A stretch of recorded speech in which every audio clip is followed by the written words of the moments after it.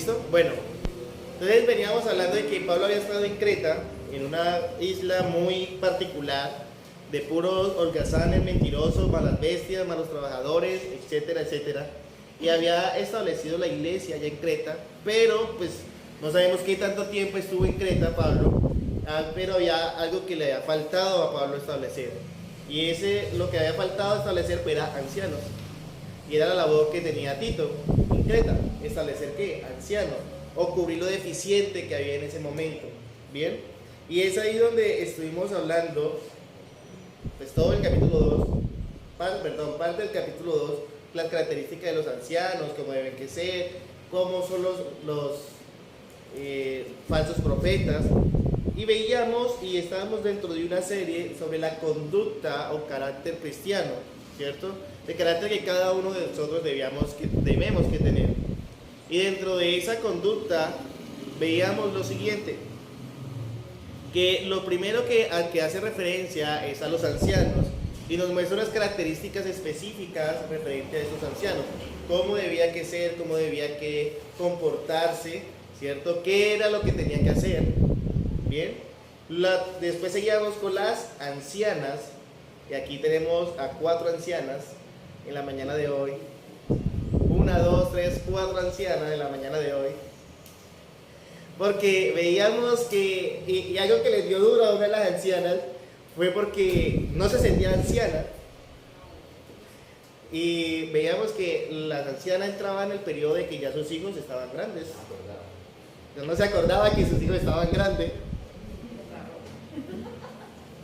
Entonces, pero veíamos que el oficio de las ancianas es bien importante. ¿Por qué razón? Porque no solamente su trabajo no acaba cuando sus hijos ya crecen, sino que su trabajo sigue y se extiende. ¿Se extiende para quiénes? Para las jovencitas, tanto para las solteras como para las jóvenes casadas. Bien, pero para poderle enseñar a las jóvenes, pues hay algo que ellas tienen que hacer, o que ustedes ancianas de la puerta estrecha tienen que hacer. ¿Y saben qué es? Vivir conforme a lo que están enseñando. Y en este sentido, vivir conforme a lo que la Biblia establece. Por ello su trabajo no termina.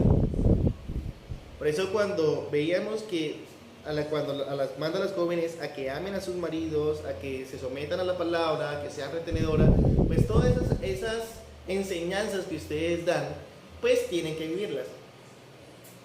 ¿Tarea fácil? No.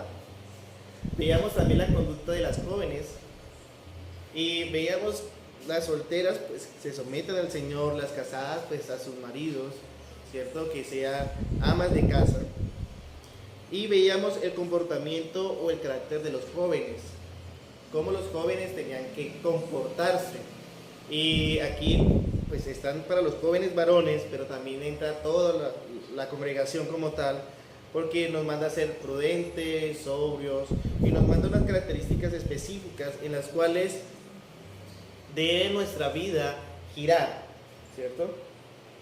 La pregunta es, ¿por qué debemos que vivir así? Y así se titula la predicación. ¿Por qué debemos que vivir así?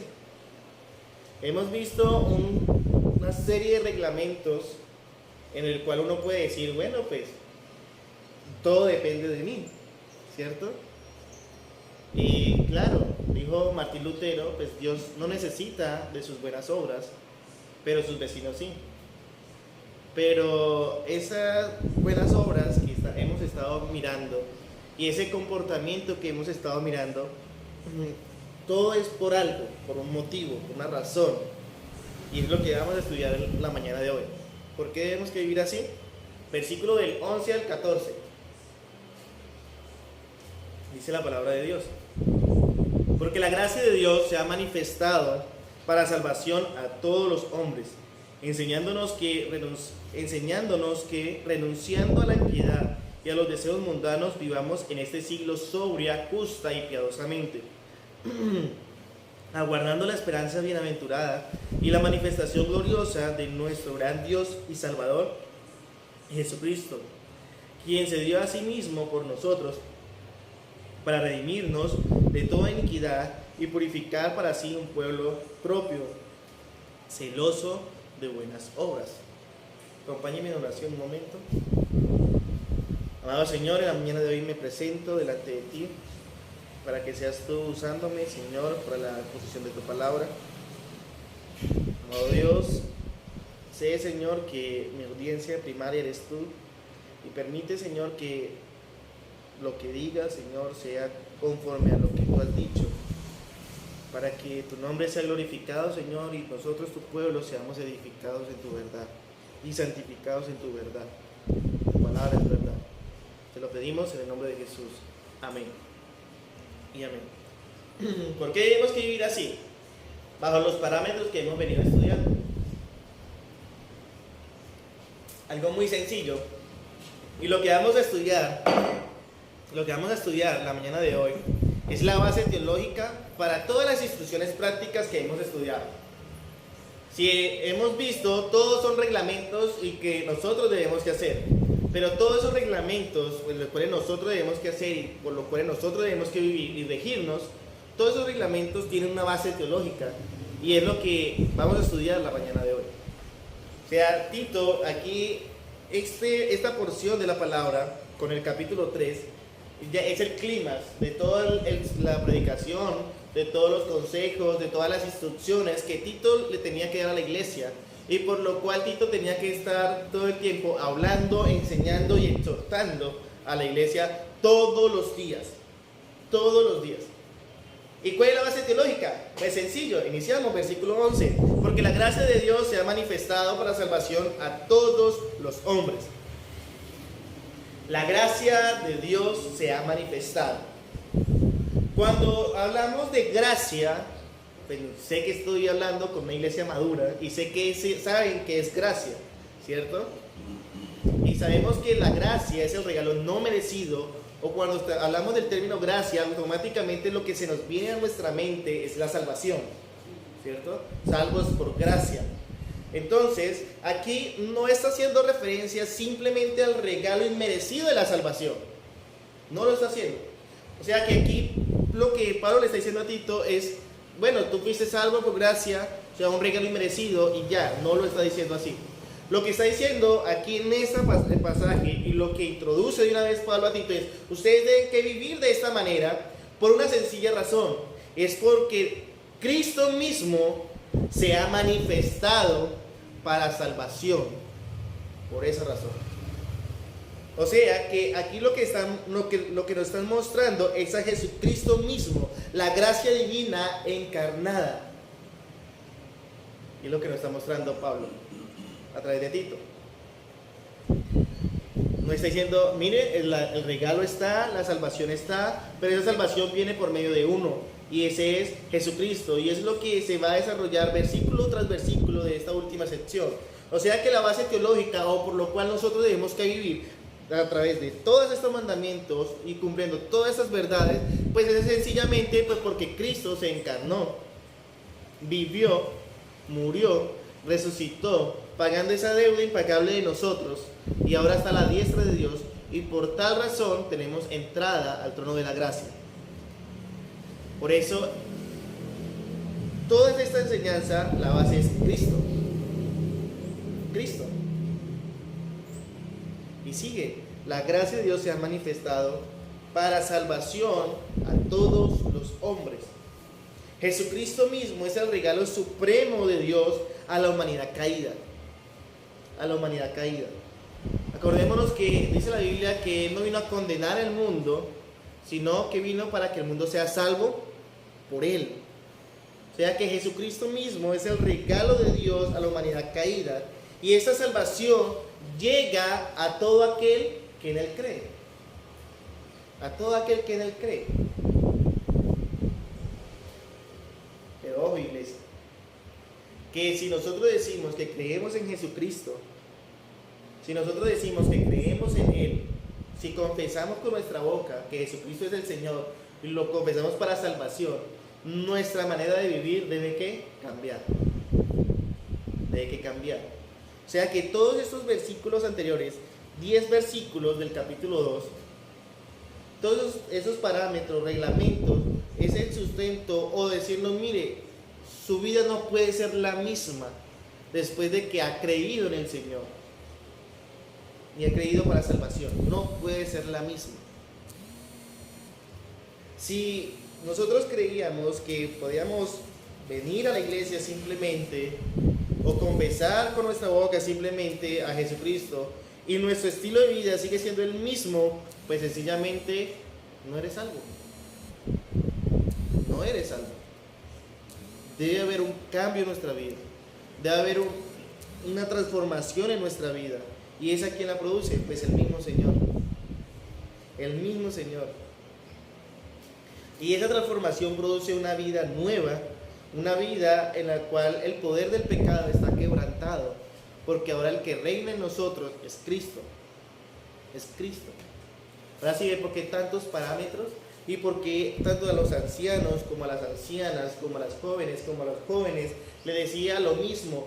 Su vida debe estar basada en lo que manda la Escritura. Porque es que a través de la Escritura es que hay un cambio en nuestra vida y podemos evidenciar de que somos salvos. Vayamos un momento, 2 Corintios, capítulo 5, versículo 17. Un pasaje muy conocido, es más, está pegado. No, ese no, ese es por qué andamos. Pero sí es uno de los pasajes bien conocidos de aquí en la puerta estrecha, 2 Corintios 5, 17.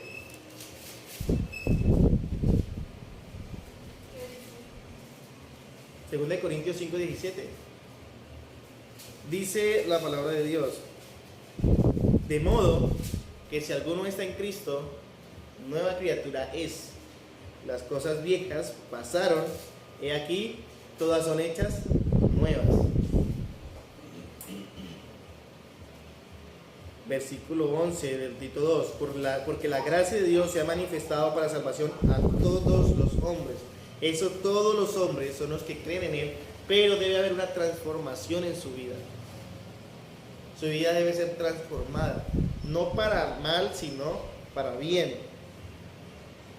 Sabemos lo que dice Efesios capítulo 2, versículo del 8 al 10. ¿Qué dice? Porque por gracia sois salvos por medio de la fe, y esto no es de vosotros, pues es un don de Dios, no por obras para que nadie se gloríe, porque somos hechuras suyas, creados en Cristo Jesús para buenas obras, las cuales Él preparó de antemano para que anduviésemos en ella. Debe haber un cambio en nuestra vida. Y todo es por lo que sigue. Versículo 12 de Tito 2. Versículo 12 de Tito 2. Enseñándonos que renunciemos a la impiedad y a los deseos mundanos, vivamos en este siglo sobria, justa, piadosamente. Versículo 12 nos dice: listo, la gracia de Dios se ha manifestado, y esto es Cristo encarnado, y se encarnó ¿para qué? Versículo 12, para enseñarnos. Para enseñarnos. Ahora sí, ¿por qué debemos que vivir así? ¿Por qué nuestra vida debe estar sometida a los parámetros establecidos en todos estos sermones que hemos visto? Pues sencillamente porque Cristo se encarnó para enseñarnos. Estos parámetros es porque el Señor ya lo vivió, ya lo estableció, ya Él mismo lo cumplió. Ahora nos dice a nosotros: vivan conforme a lo que yo ya les he enseñado.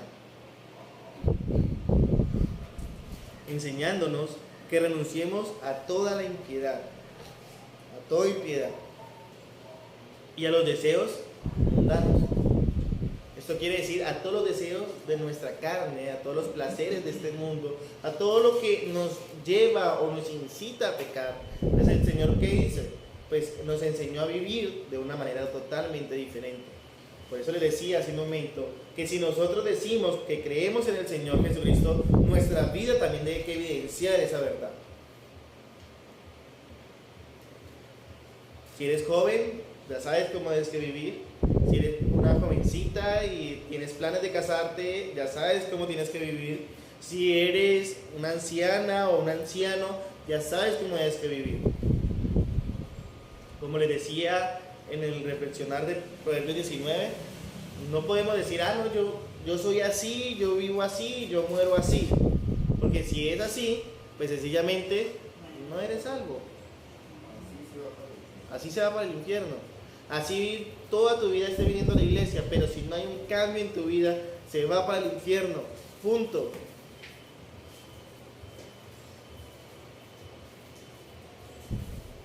Porque bien dice Tito 1:16, profesan conocer a Dios, pero con los hechos lo niegan. Por eso Pablo hace la labor con Tito de especificar punto por punto cómo debe ser el proceder de un hijo de Dios, de una hija de Dios. Y da el soporte o el sustento o el peso para todas estas especificaciones. Y el peso es porque Cristo se encarnó y vivió de tal manera para enseñarnos a que vivamos así.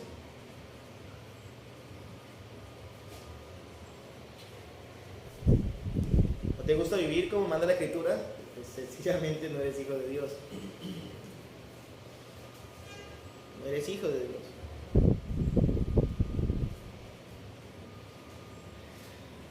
Sigue el versículo 12. A los deseos mundanos. Dice, vivamos en este siglo sobria, justa y piadosamente. Si vemos estos mandatos que hay aquí, pues sencillamente son mandatos en que han venido estableciéndose para todas las categorías. Vivir de una manera sobria. Vimos que aquí ¿qué le mandan los ancianos? A ser sobrios. ¿Qué le mandan las ancianas? A ser sobrias. A los jóvenes a ser sobrios. ¿Sí? Dice a vivir de una manera justa. ¿Qué le mandan los ancianos? A vivir justamente, conforme a la verdad. A las ancianas, pues que su vida sea una vida justa delante de Dios y delante de los hombres para que puedan enseñar. A los jóvenes que iban justamente conforme al carácter de Dios. Y una vida piadosa. Una vida que se someta a la Escritura, a esta verdad de Dios. Y en todas las categorías la vimos. O sea, si queríamos un argumento de por qué debo que vivir así, pues sencillamente porque nuestro Señor Jesucristo nos manda a que vivamos así. Versículo 13. Jordan, ¿me colabora?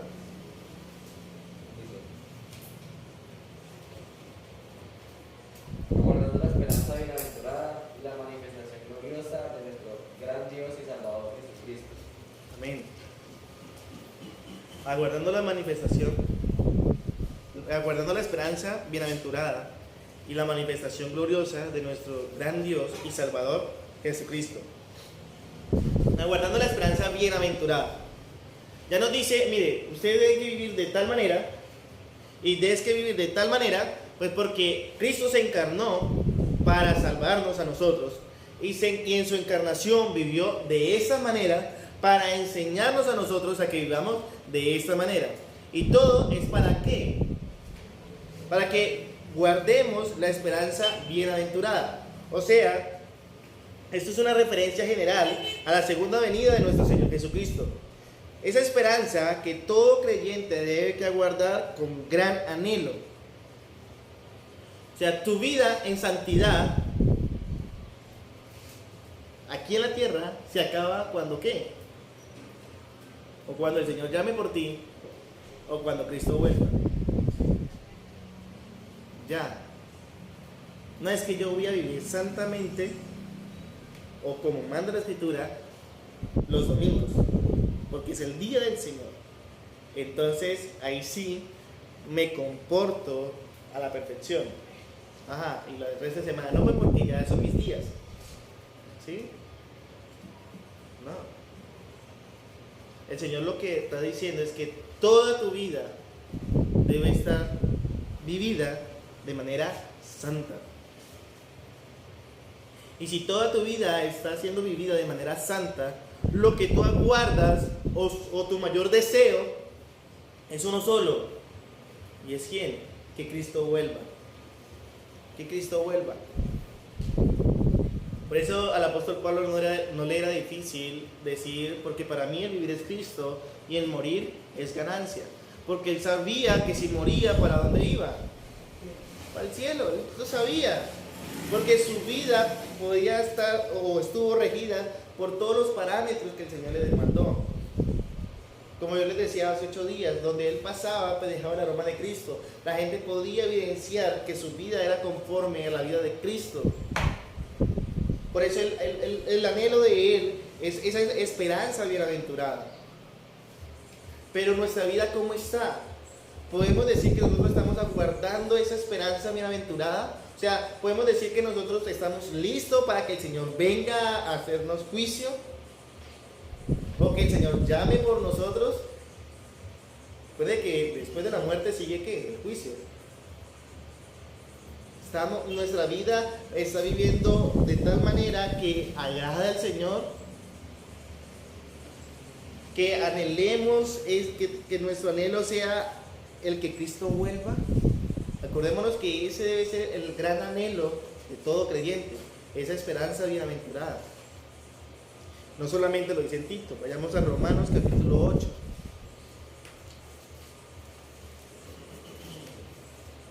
Romanos capítulo 8.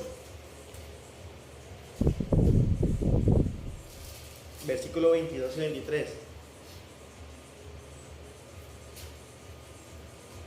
Romanos capítulo 8, versículo 22 y 23. Dice la palabra de Dios.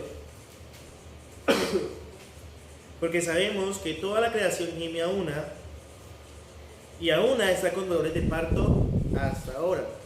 Y no solo ella, sino que también nosotros mismos, que tenemos la primicia del Espíritu. Nosotros también gemimos dentro de nosotros mismos, esperando la adopción, la redención de nuestros cuerpos. Esa debe ser esa esperanza. Que el Señor venga y nos redime. Y sigue la lectura, versículo 24. Porque en esperanza fuimos salvos. Pero la esperanza que se ve no es esperanza. Y lo que alguno ve, ¿a qué esperarlo? En esperanza fuimos salvos. O nosotros vimos cuando el Señor nos escribió en el libro de la vida. Y, ya estoy seguro de que soy salvo porque yo vi cuando el Señor puso en el libro de la vida Andrés Felipe Chávarro Quimbaya. ¿No? En esperanza fuimos salvos. ¿Y la esperanza es qué? Cristo. Y mi vida debe evidenciar de que he sido salvo. Y mi vida debe evidenciar de que el Señor me ha llamado. Y si en mi vida evidencia que el Señor me ha llamado, pues mi anhelo es ¿qué? Que el Señor venga. Que el Señor vuelva.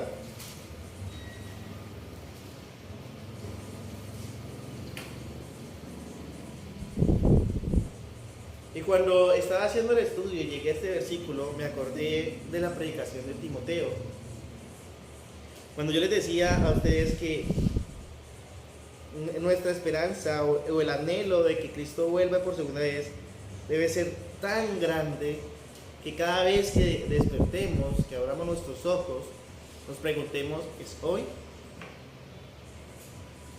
Debemos estar tan listos que no nos tome por sorpresa. Por eso les decía cuando veíamos el proverbio, les decía, tenemos el manual de vida. Tenemos el manual de vida. ¿Qué estamos haciendo con ese manual de vida? ¿Estamos siguiendo las instrucciones de ese manual? ¿O sencillamente estamos siguiendo nuestras propias instrucciones, pero cuando no nos salen las cosas como son, luego se irrita nuestro corazón hacia el Señor? ¿Cómo estamos viviendo? ¿Esperando, aguardando la esperanza bienaventurada? Sigue, versículo 13. Aguardando la esperanza bienaventurada y la manifestación gloriosa de nuestro gran Dios y Salvador, Jesucristo. Aquí es bien interesante lo que el apóstol Pablo está haciendo, por una sencilla razón. Porque lo que está haciendo es mostrando la deidad de Cristo, mostrando que Jesucristo es Dios. O sea que si alguno tenía o quería refutar los mandatos que se están estableciendo aquí, porque decía que simplemente porque Jesucristo vino y nos dio ejemplo, pero pues acordémonos que dentro de las enseñanzas de aquella época había una enseñanza de que decía que Jesucristo no era Dios. Entonces lo que Pablo está diciendo aquí es, o acentuando aquí es, bueno, tú eres salvo porque Cristo vino, se encarnó, nos dio ejemplo, vivió conforme a ese ejemplo que nos ha dado, murió, resucitó, ahora está en el cielo, va a volver por segunda vez, y todo esto es por una sencilla razón, porque Él es Dios. Porque Él es Dios. Si alguno quiere otro versículo para refutar a los que enseñan que Jesucristo no es Dios, míralo, aquí lo tienes. Aquí lo tienes. Versículo 13 del capítulo 2. Aguardando la esperanza bienaventurada y la salvación gloriosa de nuestro gran Dios y Salvador, Jesucristo. Está diciendo, listo, mira, el Dios verdadero y el Salvador verdadero es ¿quién? Jesucristo. Ese mismo que se encarnó, ese mismo que nos enseñó, ese mismo que ha establecido, ese mismo que cargó tus pecados, ese mismo es el gran Dios y Salvador. Por tal razón, obedezcan. Lo que le está diciendo la iglesia. Ahora, lo que yo les transmito, por tal razón, obedezcamos. Obedezcamos. Vivamos conforme a todo ese andar.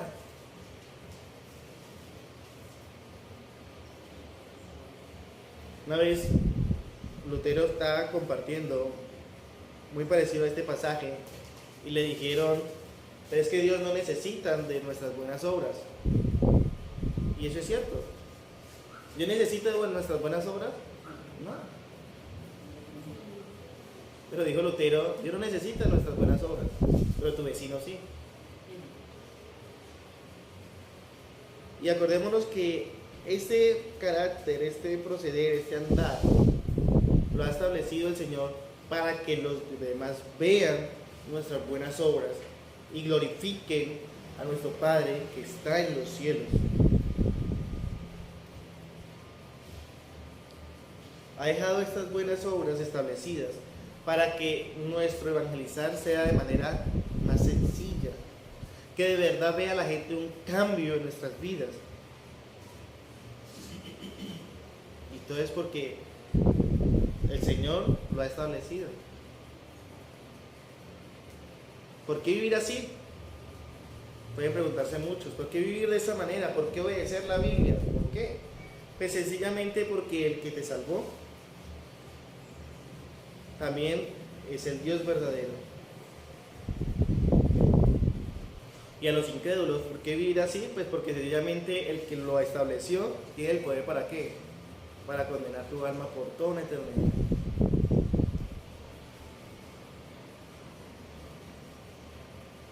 Iglesia, ahora sí vemos el peso el cual Tito dejó para el final, Pablo dejó para el final. Si vemos todas las instrucciones, no vemos un peso como tal que el Señor lo manda, no, simplemente están las instrucciones, deben hacer, deben hacer, deben hacer, deben hacer, deben hacer. Y si le dejamos todo hasta el versículo 10, pues sencillamente la gloria sería ¿para quién? Para el hombre. La gloria sería para el hombre. ¿Por qué razón? Pues porque el hombre es el que hace. Pero es que todo nosotros lo hacemos es porque ya el Señor nos ha dado ejemplo y el Señor es el que transforma nuestras vidas para que vivamos conforme a esta verdad.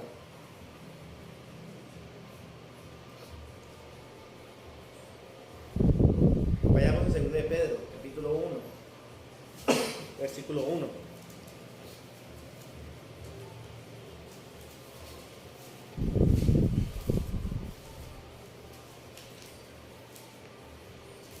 De Pedro capítulo 1, versículo 1, dice la palabra de Dios: Simón Pedro, siervo y apóstol de Jesucristo, a los que habéis alcanzado por la justicia de nuestro Dios y Salvador Jesucristo, una fe igualmente preciosa que la nuestra.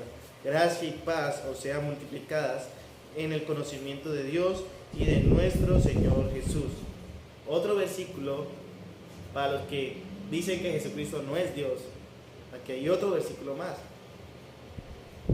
No solamente Pablo tenía el conocimiento ciertísimo que Jesucristo es Dios, sino que también Pedro tenía ese conocimiento ciertísimo de que Jesucristo es Dios. Y hay muchísimos más pasajes, pero solo para tomar esos dos de referencia y ver que todo lo que hay establecido es porque Jesucristo lo ha establecido y Jesucristo es Dios. Jesucristo es Dios. Vea que no tienes excusa alguna, hermano, que está aquí en la mañana de hoy. Y para los que nos van a ver, no tenemos excusa alguna de decir yo esto lo hago y esto no lo hago. Porque toda la palabra de Dios es limpia. Toda es perfecta. Pues porque Dios es perfecto. Y por algo está ahí. Versículo 14. Dice la palabra: quien se dio a sí mismo por nosotros para redimirnos de toda iniquidad y purificar para sí un pueblo propio, celoso de buenas obras. Quien se dio a sí mismo por nosotros para redimirnos. Nosotros tenemos claro algo, y es que nadie le quitó la vida al Señor, sino que Él se entregó a sí mismo, y como se entregó a sí mismo, también tenía el poder ¿para qué? Para volver a tomar. Pero se entregó a sí mismo, ¿para qué? Versículo 14, que se dio a sí mismo por nosotros para redimirnos de toda iniquidad. Esta palabra redimir significa poner en libertad a un cautivo mediante el pago de un rescate. Poner en libertad a un cautivo mediante el pago de un rescate. Bien, entonces todos nosotros estábamos esclavos, cautivos ¿de qué? De nuestros pecados, de nuestros delitos y pecados, de iniquidad, todos, sin excepción alguna. Es lo que dice Romanos capítulo 3, versículo 10, porque no hay justo ni aun uno, no hay quien entienda, no hay quien busque a Dios, todos se desviaron, a una se hicieron inútiles, no hay quien haga lo bueno, no hay ni siquiera uno. Y sigue la descripción. Les invito a que en sus casas, quieren ver un retrato de ustedes antes de ser llamados, leanse Romanos capítulo 3. Lo interesante es que estábamos en esa condición de cautivo, de esclavos, ¿cierto? Pero ¿qué hace nuestro Señor?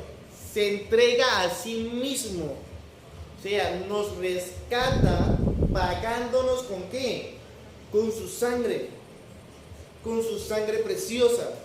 O sea que el pago que hizo el Señor, pues no fue nada más ni nada menos que su propia sangre. Su propia sangre para satisfacer la justicia de Dios. Ahora sí podemos ver por qué es tan celoso el Señor de establecer cómo nosotros debemos que vivir. Porque es que no nos compró con oro ni con plata, sino que nos compró con su propia sangre. Si alguno tenía duda alguna, ¿cómo el Señor los compró, nos redimió? Pues ahí está la respuesta. Se entregó a sí mismo para redimirnos de toda iniquidad, para sacarnos de esa condición de muerte a vida por medio de su sangre. Por medio de su sangre. ¿Por qué se tomó tanto trabajo en hacer eso? Ahorita le vamos a responder, pero vayamos un momento a Hechos capítulo 20, versículo 28. Jordan me colabora con Hechos capítulo 20, versículo 28. Stephanie me colabora con Gálatas 2:20. Alonso me colabora con Primera de Pedro capítulo 1, versículos 18 y 19. Y Dialina me colabora con Marcos 10:45.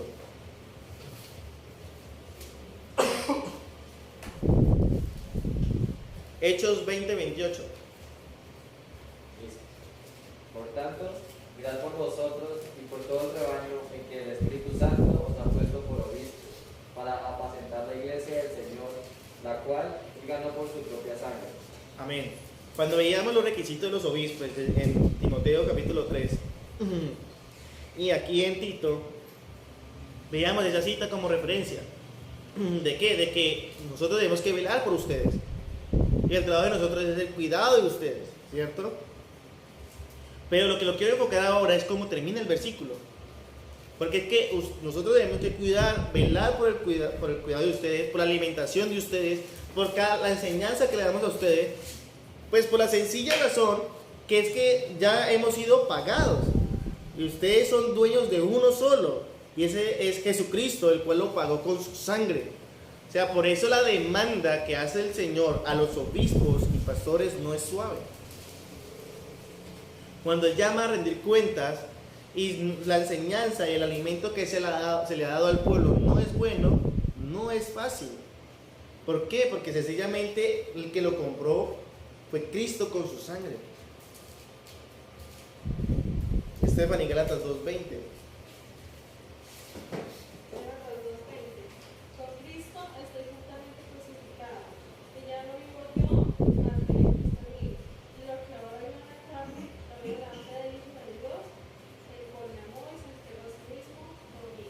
Amén. Y aquí sigue, por eso los entrelacé.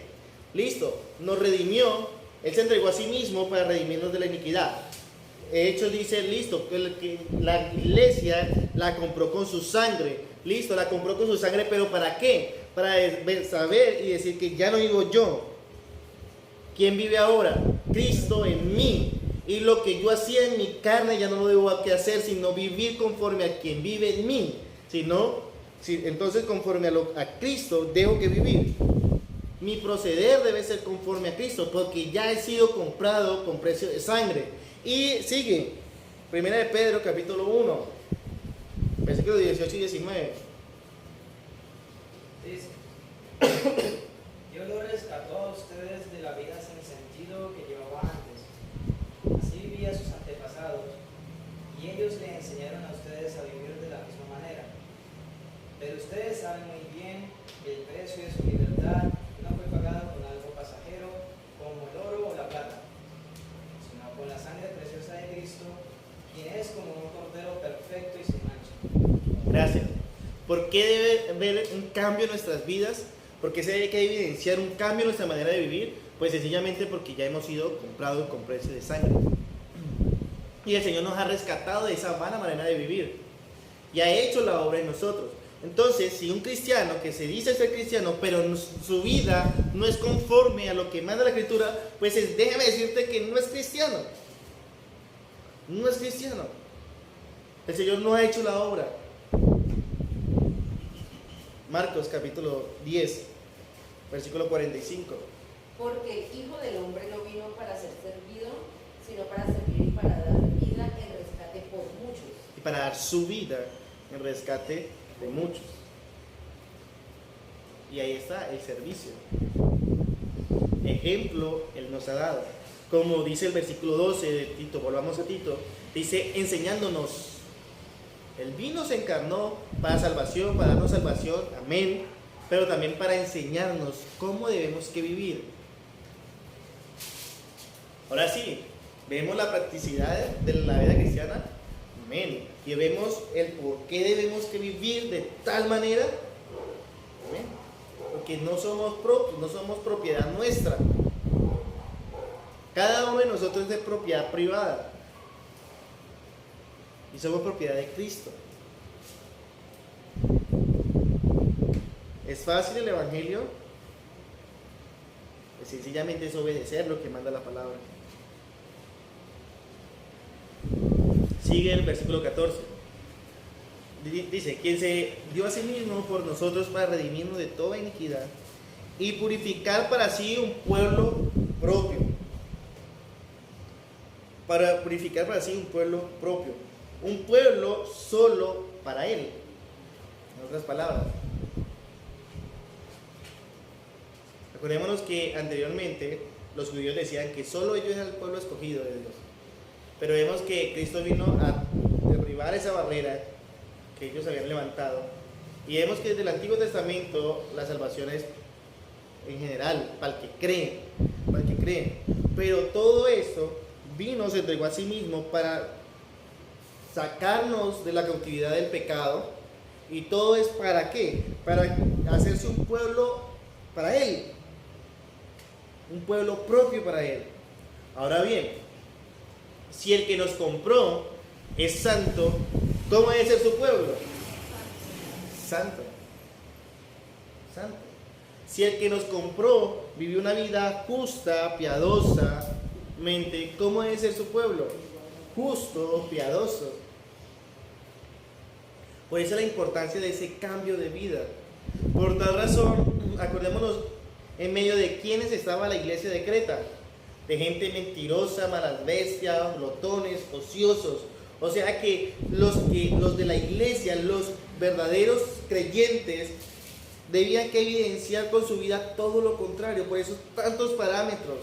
¿Por qué? Porque es pueblo de Cristo, y si el pueblo de Cristo vive de manera perdida, pues entonces, ¿qué dice el mundo? Pues que su Dios también es perdido. Su Dios también es perdido. Por eso es tan importante este versículo. Dice, para purificar para sí un pueblo propio. Somos propiedad de Dios. Nuestra voluntad no es nuestra. Ya nuestra voluntad debe estar conforme a la voluntad del Señor. Nuestros pensamientos deben estar conforme a la palabra de Dios. Nuestro andar debe estar conforme a lo establecido por Dios. Nuestro carácter debe mostrar una diferencia del mundo. Debe mostrar una diferencia del mundo. Porque somos un pueblo de Dios, comprado por precio de sangre, purificados y celosos de buenas obras, como termina el versículo 14. Quien se dio a sí mismo por nosotros para redimirnos de toda iniquidad y purificar para sí un pueblo propio, y termina diciendo celoso de buenas obras. Y aquí no estoy diciendo que nosotros, que por las buenas obras vamos a ser salvos. No, sino que las buenas obras es el resultado de que ya hemos sido salvos. La evidencia, gracias, de que ya hemos sido salvos. Efesios 2:10, ¿qué dice? Hace ratito lo dije. Dice Efesios 2:10, porque somos hechuras suyas, creados en Cristo Jesús para buenas obras, las cuales la preparó de antemano para que anduviésemos en ella. Pero antes dice, porque por gracia fuiste salvo. Listo, fuimos salvos, y como hemos sido salvos, hemos sido hechos conforme a la imagen del Señor, porque ya nos compró. Y como hemos sido hechos a la imagen de Dios, tenemos que andar conforme a las buenas obras que el Señor ya ha establecido. ¿Y cuándo la estableció? Pues desde antes de la fundación del mundo, y nos la ha dejado manifiesta aquí en su palabra.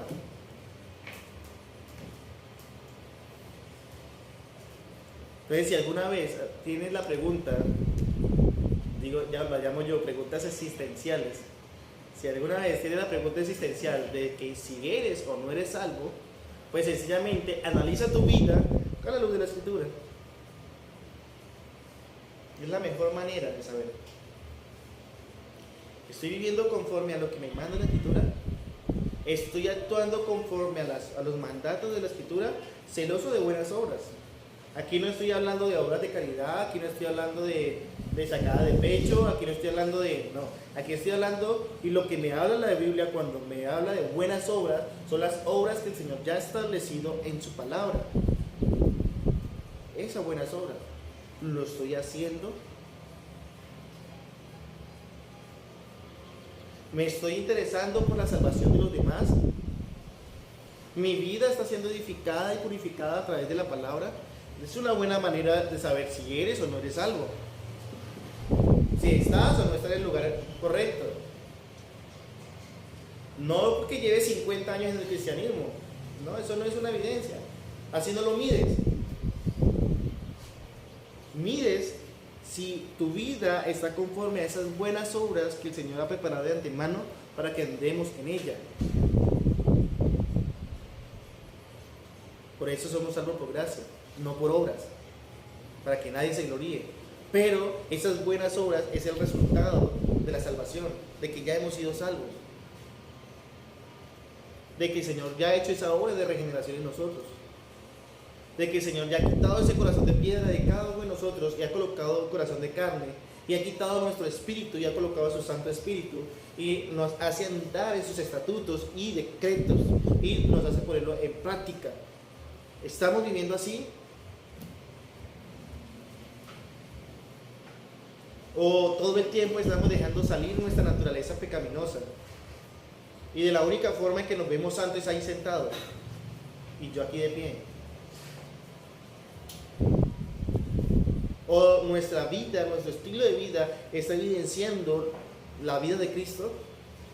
Las obras que el Señor ha dejado establecidas. Algo tan sencillo, no sé, la blanda respuesta quita la ira. Cada vez que alguien nos habla chocadamente, ¿cómo respondemos? De la misma manera tosca, brusca, para que el pleito siga, o simplemente colocamos en práctica algo tan sencillo que es ablandar la respuesta. Sí, señor, sí, señora, discúlpeme, me equivoqué.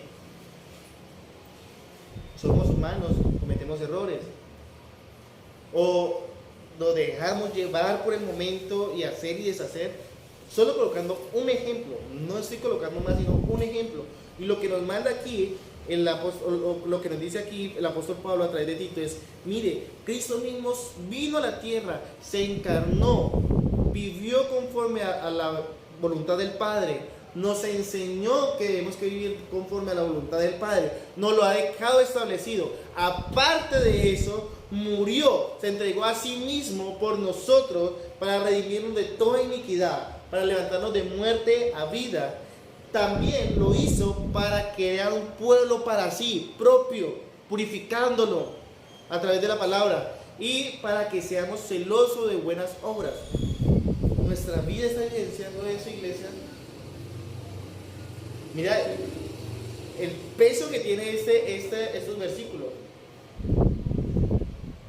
Porque es que no está colocando nada más ni nada menos que al mismo Señor como ejemplo. Y lo que Él ha hecho por cada uno de nosotros. Nos está diciendo: ustedes quieren un argumento por el cual debes que vivir así. Mira a Cristo. Mira a Cristo. Si no miras a Cristo todos los días de tu vida, estás perdiéndote la esperanza bienaventurada, que es Cristo.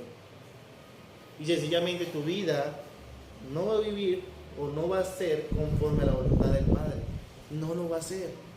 Y puedes gastar toda tu vida diciendo Señor, Señor, pero no vamos a entrar al reino de los cielos si no vivimos conforme a la voluntad del Padre.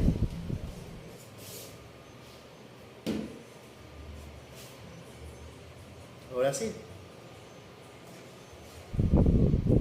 ¿Quieres saber cómo eres salvo? ¿Quieres saber si eres salvo? Analiza tu vida a la luz de la palabra.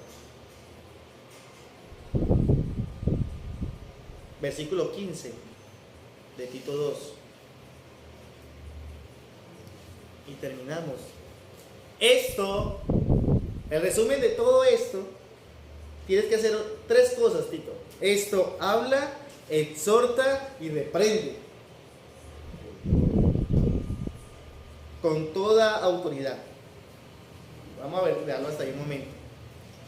Esto habla, exhorta y reprende con toda autoridad. Aquí, la autoridad que está hablando aquí no es la que muchas de las personas creen, el que más grite, el que manda o el que más... No. Aquí lo que está hablando el apóstol Pablo a Tito es, mira Tito, acuérdate que tienes que vivir conforme a todo lo establecido. Y de acuerdo como vives a todo lo establecido, pues tienes autoridad para demandar todo lo establecido. Y no solamente tienes que vivir, sino que también tienes que hablar. Y cuando dice aquí habla, me imagino yo, todos sabemos hablar, ¿cierto? Bien. Y nosotros hablamos todos los días, ¿cierto?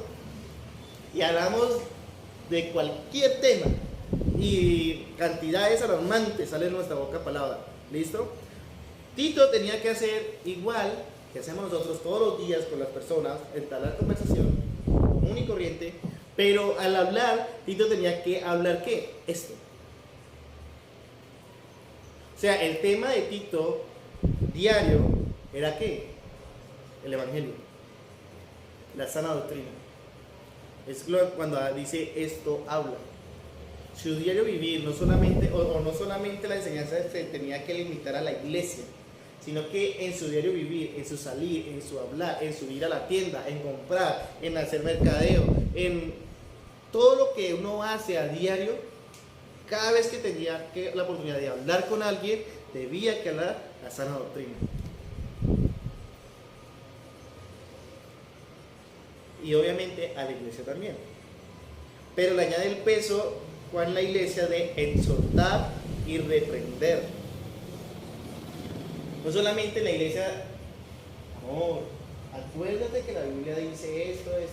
No, la iglesia, como son hermanos que ya tienen un conocimiento, ya tienen una preparación, decir, acuérdate que la Biblia dice esto y si no lo hace es pecado. Eso es exhortar. Eso es exhortar. Y si no escucha la exhortación, ya viene la reprensión. Ya viene la reprensión. Lo interesante es que Tito debía que insistir, instar con vehemencia o todo el tiempo a que los cretenses y más la iglesia debía que vivir y cumplir con todos sus mandamientos. Por eso dice, habla, exhorta y reprende. O sea que sí o sí la iglesia debía que mostrar un cambio, que era pueblo de Dios, que era un pueblo apartado para Dios, purificado para Dios, celoso de buenas obras. Debía que mostrarlo. Y Tito, con toda autoridad, debía que estar enseñándolo, exhortándolo y reprendiendo a la iglesia. Y termina con una frase bien interesante: nadie te menosprecia. Nadie te menosprecia. Esta frase también lo utiliza Pablo para Timoteo, cuando le dice: ninguno tenga en poco tu juventud. Si no sé, ejemplo, y sigue el versículo. Es la misma frase, nadie te menosprecia. Pero aquí no está hablando de que Tito tenía que ganarse a las personas con tácticas o estratagemas para que no lo menospreciaran. No, olvídense de eso. Aquí esta orden, nadie te menosprecie, está dirigida más que todo a la audiencia. No a Tito, sino a la audiencia. ¿Por qué razón? Porque la audiencia podía ver esto muy simple y podía menospreciarlo.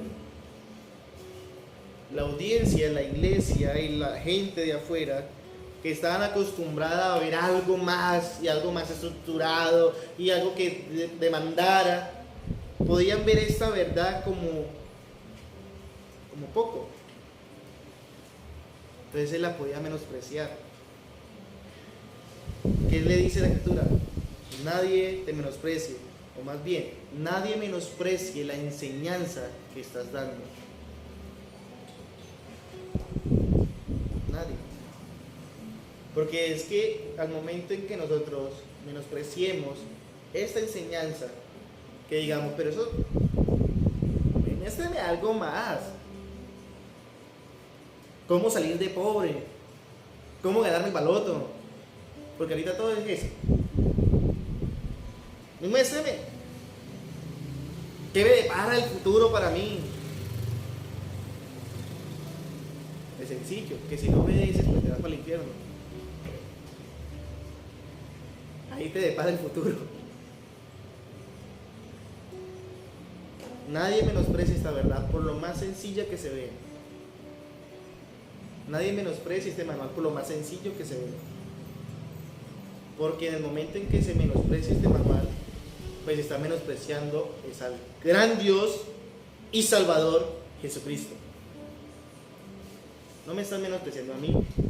En el caso de Tito no estaba menospreciando a Tito, a Pablo, no. Por eso el peso de toda su enseñanza lo coloca al final, diciendo, si lo menosprecia es al Dios verdadero.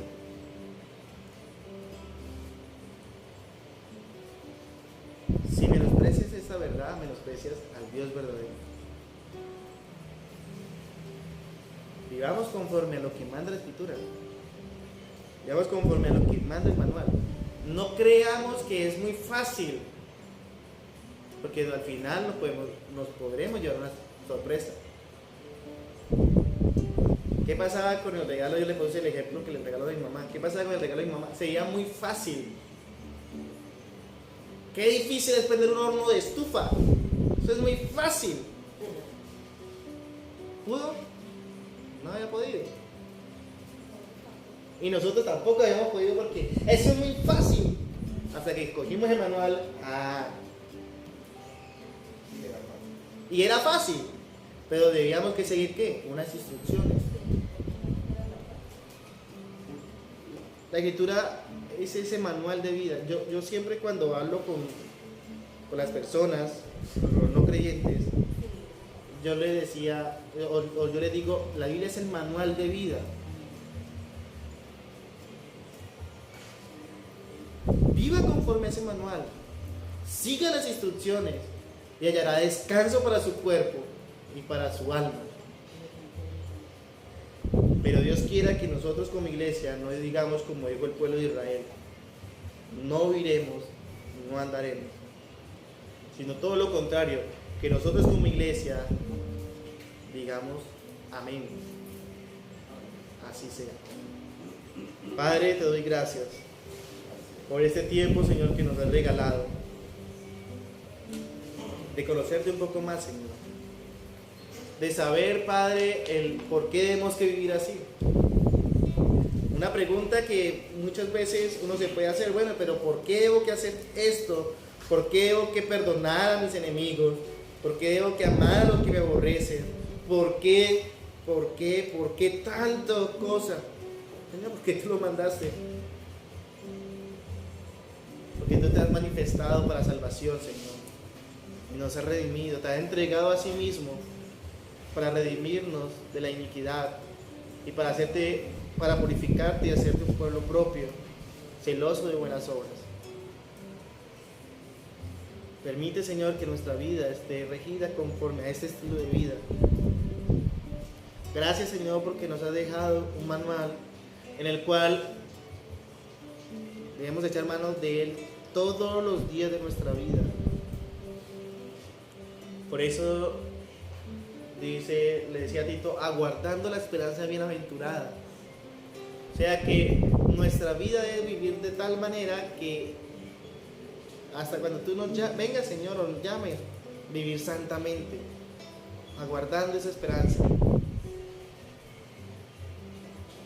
Ayúdanos, Señor, como iglesia a permanecer en ti, a permanecer en tu verdad. Tu palabra es verdad. Te lo pedimos, Señor, en el nombre de Jesús. Como es siervo las aguas, así clama mi alma por ti, Señor. Día y noche yo tengo sed de ti y solo a ti buscaré.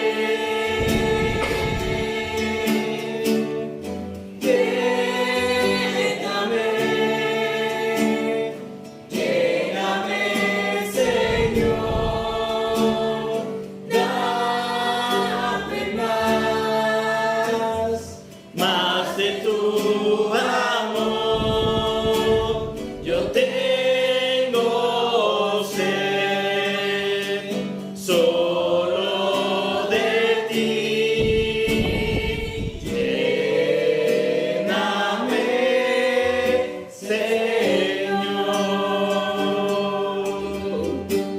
Yo tengo sed solo de ti.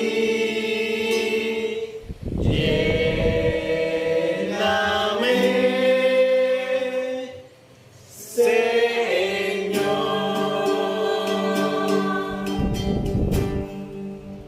Iglesia, la autoridad que nosotros tenemos nos la da las Sagradas Escrituras.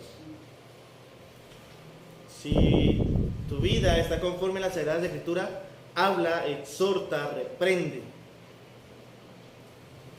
Si no, examinémonos a nosotros mismos.